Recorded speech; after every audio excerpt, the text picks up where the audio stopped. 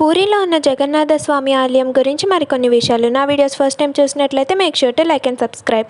దర్శనానికి వెళ్ళే ముందు చెప్పులు అక్కడ ఇక్కడ పెట్టేసి వెళ్ళిపోతే పోయే అవకాశాలు చాలా ఉన్నాయి. గుడి పక్కనే ఒక సందులా ఉంటుంది. లోపలికి నడుచుకుంటూ వెళ్తే గవర్నమెంట్ వాళ్ళ కౌంటర్ ఉంటుంది. అక్కడ కంప్లీట్లీ ఫ్రీ. అక్కడ సబ్మిట్ చేసి వెళ్ళండి. దర్శనం అయిపోయిన తర్వాత గుడి లోపలే చాలా చిన్న చిన్న గుళ్ళు ఉంటాయి మంచి ఆర్కిటెక్చర్తో. తప్పకుండా మీ టైంని స్పెండ్ చేసి అన్నీ చూసి రండి. స్వామివారి ప్రసాదాలు కుండలతో పట్టుకెళ్ళడం అయితే మేము చూసాము గుడి లోపలే. మీకు అవకాశం ఉంటే ఆ దృశ్యాన్ని కూడా చూసి రండి. రోజు అయితే సుదర్శన చక్రం పైన ఉండే జెండాని మారుస్తారంట. మేమైతే దర్శనం కంప్లీట్ చేసుకుని బయటకు వచ్చేటప్పటికి ఆ మూమెంట్ కూడా చూసాము. గుడి నుంచి బయటకు వచ్చేస్తే స్వామివారికి నివేదించిన ప్రసాదాలు ఒక్కొక్కటి ఒక్కొక్క రేటుకి అమ్ముతున్నారు.